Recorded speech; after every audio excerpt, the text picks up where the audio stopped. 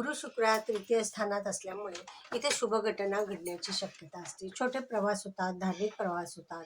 नंतर नातेवाईक आणि भाऊ बंधू यांच्याशी संबंध अतिशय ह्या इथे सगळ्या गोष्टी तुम्हाला मनाप्रमाणे करायला मिळतात.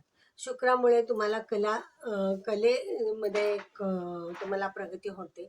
साहित्य क्षेत्रामध्ये चांगली प्रगती होते. साहित्यिकांना, कलाकारांना, कला ह्या गोष्टीत तुम्हाला चांगलं यश येण्याची शक्यता असते.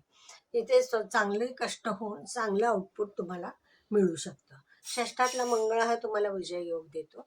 यामध्ये शत्रूंचा नाश तर होतच होतो, पण परीक्षा, स्पर्धा परीक्षा ह्याच्यामध्ये चांगलं यश येतं आणि त्यामुळे नॅचरली भाग्यवृद्धीही होते.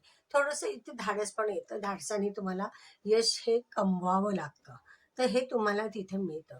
त्याच्यानंतर राहू जो आहे तो लाभस्थानात आहे.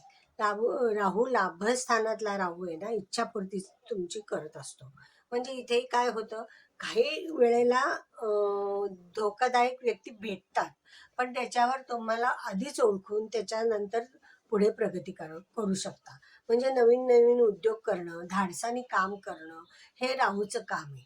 आणि राहू जे तुम्हाला लाभ देतो किंवा जे काही तुम्हाला मिळवून देतो ते थोड्या प्रमाणात नसतं, मोठ्या प्रमाणात असतं.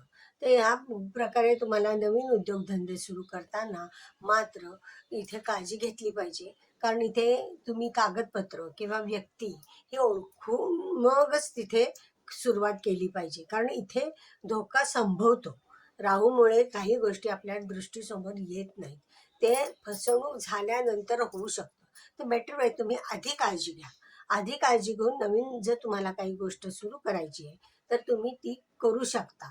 पण ते केव्हा काळजीपूर्वक तुम्ही या गोष्टी केल्या पाहिजे. पंचमातला केतू आहे तो तुम्हाला आहे ना आध्यात्मिकरित्या चांगल्या गोष्टी तुम्हाला देत असतो.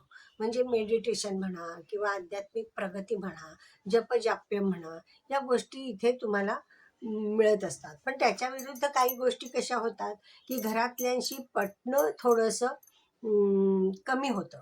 म्हणजे कम्युनिकेशन कमी असेल की निगेटिव्ह कम्युनिकेशन असेल, या गोष्टी इथे होऊ शकतात. संततीशी वाद होऊ शकतो. ज्या प्रेग्नंट बायका आहेत त्यांनी तर खूपच काळजी घेतली पाहिजे.